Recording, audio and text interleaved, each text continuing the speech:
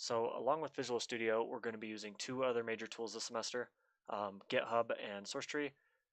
GitHub, I'm hoping everyone is familiar with, but if not, we're going to kind of go through, talk about it. We're going to take a look at what it is, how it works, why it's important. Um, SourceTree is something that I'm assuming most people aren't experienced with, but I'll show you why I personally use it. There's many options to replace this software, but I like this. It makes everything easy for me. Um, so without further ado, let's get started. So let's get started with GitHub. I've been using GitHub for the past 5 years-ish. It's a great place to put all of your code. Let's say you're working on a huge project and all of a sudden your computer explodes. Or let's say you've had that one machine for 10 years and every single bit of code you've ever written is on that machine, and then all of a sudden it goes kaput. Everything that you've ever had to show for your programming prowess is now gone. Having it backed up in the cloud is a very wise thing to do. It causes it to be safe, secured, and more importantly, just literally 9 days ago, GitHub made some changes that allows unlimited free private repositories for all users. Previously, everything had to be public, meaning if I had the link to your repository, I could go on there, I could download your stuff, I can take a look at it, yada yada. I can't make any commits, I can't actually commit code to it, but I could download your code, um, which is a very neat thing, especially for this class. Every one of you will be able to have a private repository. You'll be able to share it with me so that I can see how you're doing, what I can help with. You can ask questions.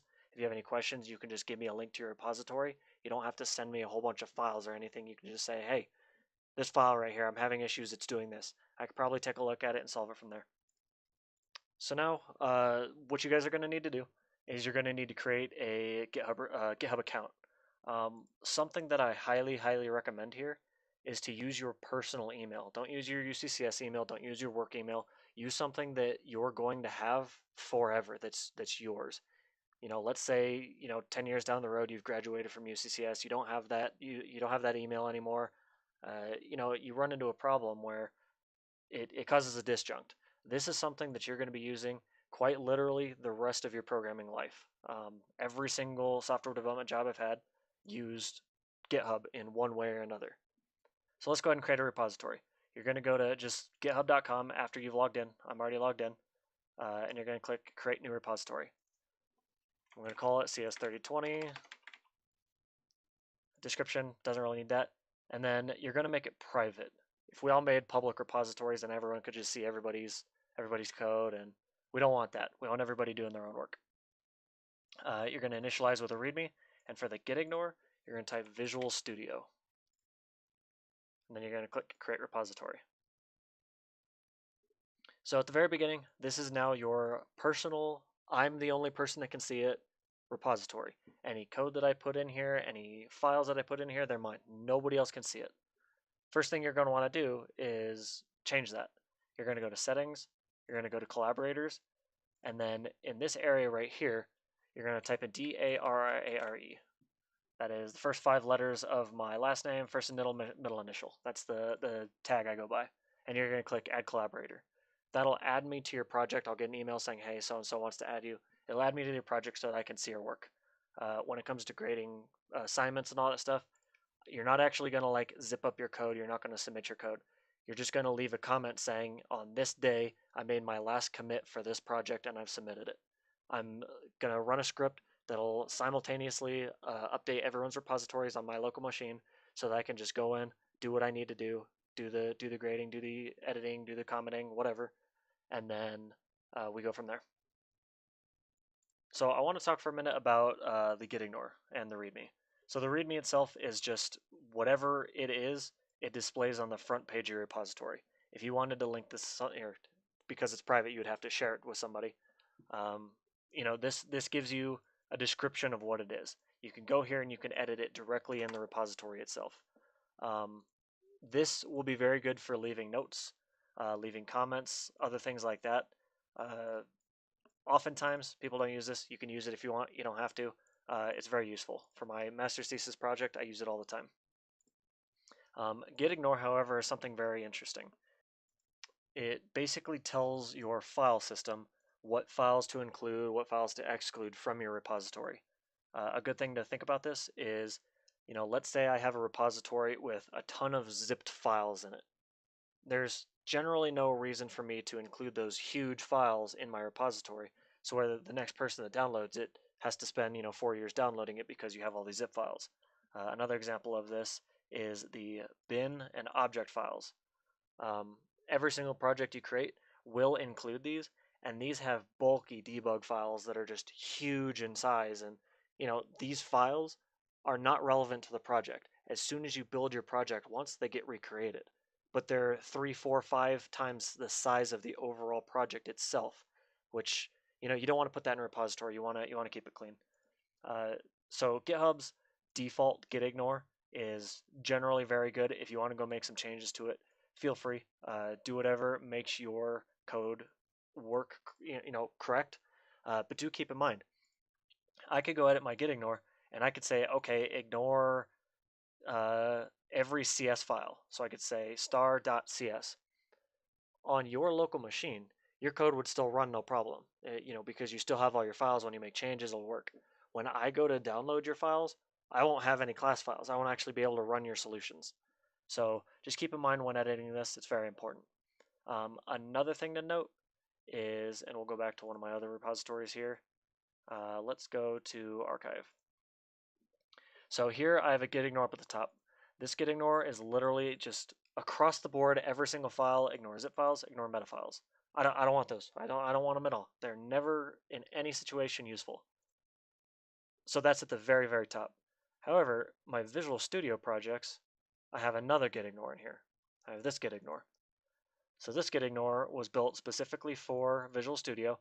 It's the same thing you guys are going to generate for simple console applications, WinForm applications, so on and so forth. If you go back here, my Unity projects, however, I have a different git ignore. I want to ignore different files in my Unity projects than I do in my Visual Studio projects. And what's nice about the way GitHub works is this git ignore will apply to everything. However, this git ignore right here will only apply to these files, these folders.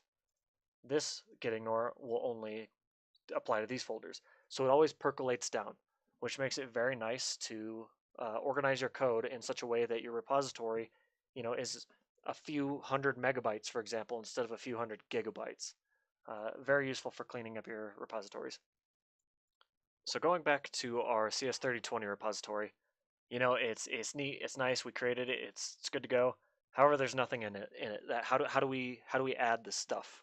How do we add the thing that makes this repository interesting?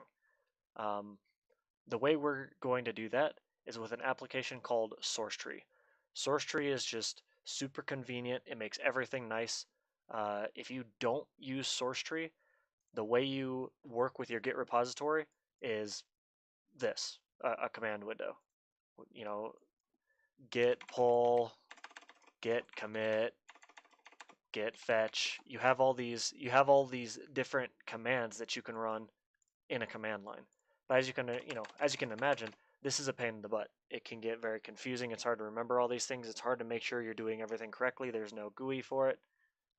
It's a pain in the butt. With SourceTree, however, we have this very nice user interface. So starting with our CS3020 repository that I just made, I'm actually going to clone it. So I'm going to go to SourceTree. I'm going to click one of these tabs up here. I have these open, but you will probably just have a plus up here that you'll have to click. And then I'm going to click on remote.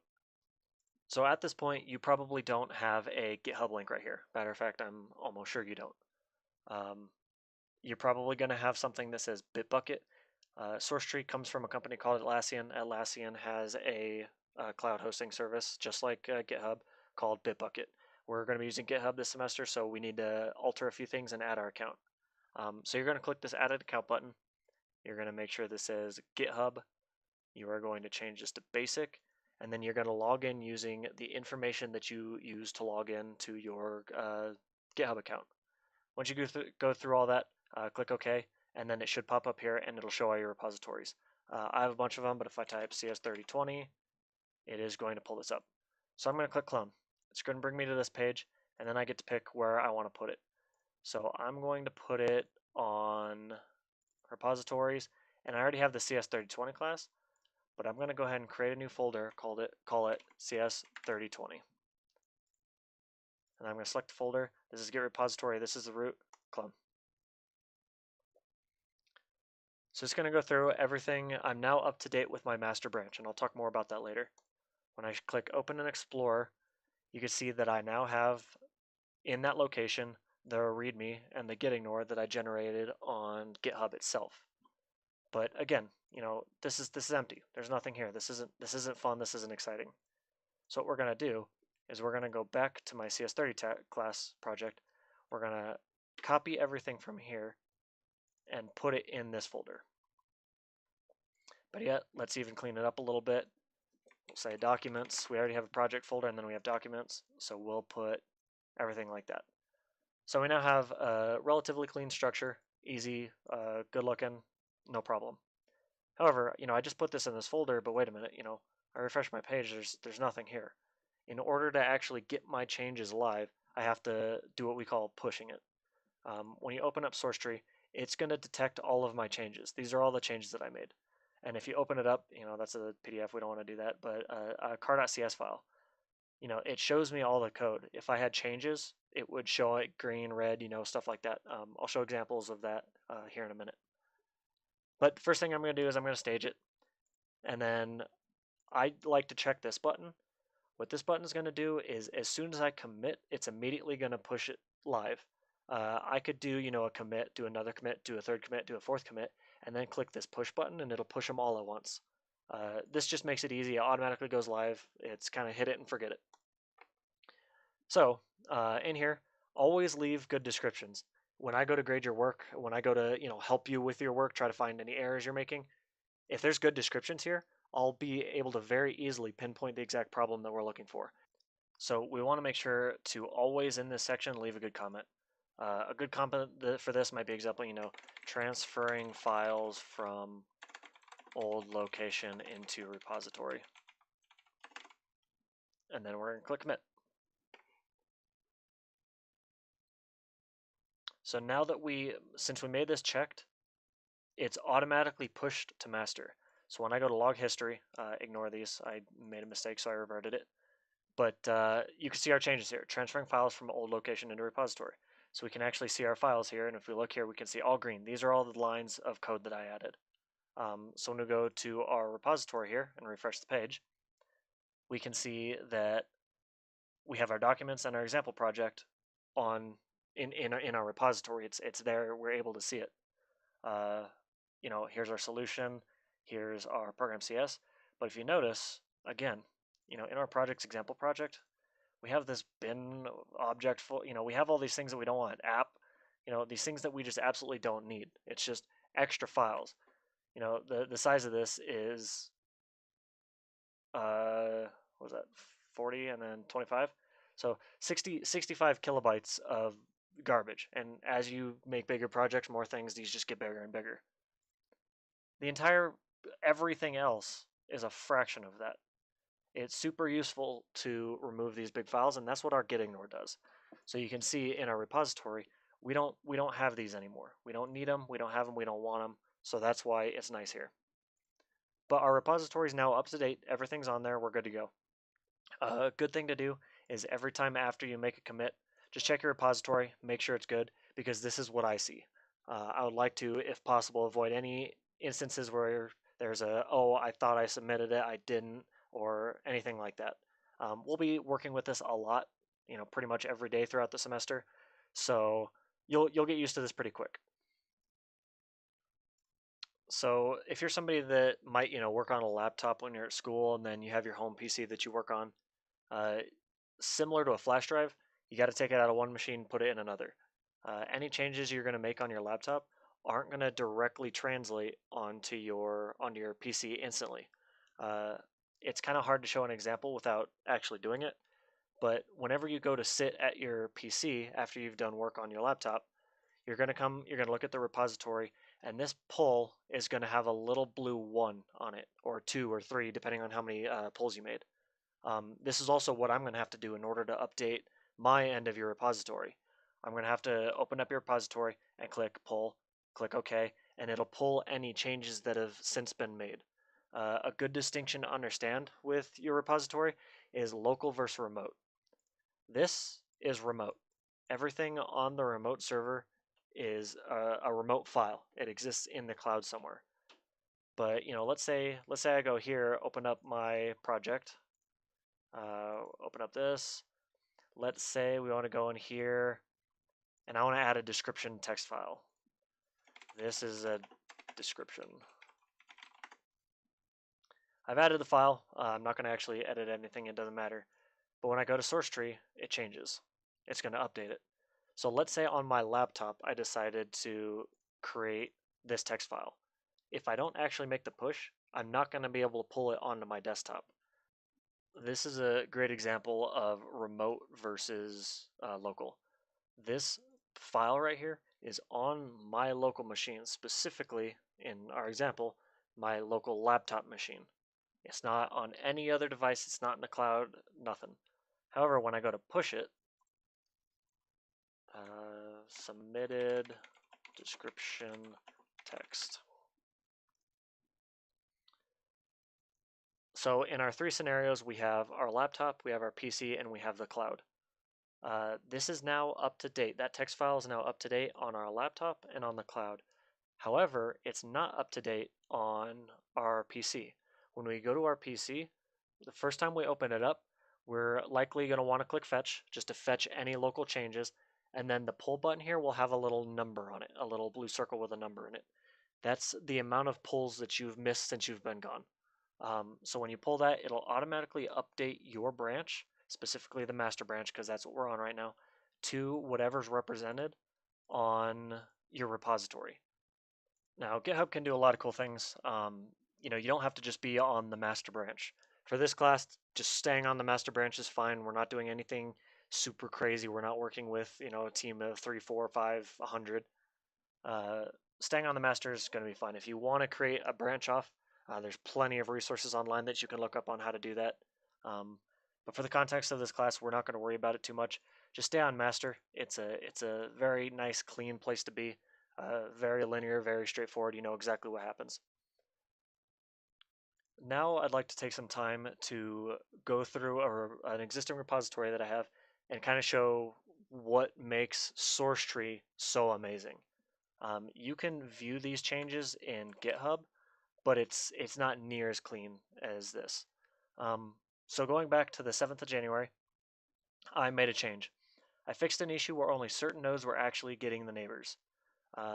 Basically, creating a graph, I was just saying node 1 has a connection to node 2. I was not saying node 2 has a connection to node 1. So this code right here, I added a nice comment, explains exactly what I did, and this shows the code that I changed. Originally, I was just saying edges add, I create a new edge, this and the neighbor. So the edge was being created, but the other neighbor was not being informed of this. There was an edge connecting the two, but the other neighbor didn't know its edges. So I modified this code and I changed it. Similarly, you can see here, I created an entire class and I added a new graph type. Here's a good one. So instead of typing 0.5 for 50%, you type 50. I automatically just divide by 100 in order to make it, 0.5 is 50% in many opinions. Simple changes, and it's very easy. I can easily go through my code and see stuff. Now you can often see, like this for example. Here you see I changed the main scene.unity, this Unity file. I changed the node.cs class. I added this delegate property. I changed the satisfiability method to just, instead of saying return true, I actually return a value that matters. I altered the lattice graph. I changed a few things on it. I implemented the unit sphere graph, changed some things on it. And you can see here my comment, implemented satisfaction system. Hard-coded in a unit sphere graph for now, but very easy to take out so we can have multiple implementations. I know exactly what this commit does. I know exactly why I did it, how I did it, why it's there. It makes it very easy to look through your code and understand what's going on. Now, for the end of this video, I'm going to give kind of a disclaimer.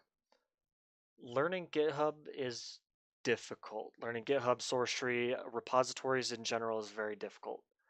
There's things that go wrong and there's things that are confusing. it sometimes is a real pain and it's annoying, but it's worth knowing because any respectable company is going to be using some sort of cloud service. You're not going to be running around with USB thumb drives sharing your code that way. Learning every single job interview I went to before I got my first programming job, every single one asked me, do you have experience with GitHub? Do you have experience with online repositories? This, teamwork, sharing projects like this. I was like, yeah, I worked with it all the time. They ask this because it's very, very important to use. My two software development jobs actually, I used both GitHub and SourceTree. And, I say, hey, I know this going into the job, and they're like, great. We don't have to teach him the software. He doesn't have to go through the steps of failing because again, it's hard. You're going to make mistakes with it. You're going to come into an issue and, when you go to pull or when you go to commit, it's going to give you an error and you're going to be like, oh no, I broke everything. Read through the error. You all are smart people. You'll be able to figure it out, decipher where the error is coming from and figure it out. And again, if you can't, I'm available. Send me an email, shoot me a text, whatever. Get a hold of me and I'll be able to help you solve the issues with your branch. So with that being said, that covers both GitHub and SourceTree, at least at the very basic levels. If you have any questions, comments, concerns, send me an email, send me a text. I'll get back to you and I'll try to help you out. Thank you and have a great day.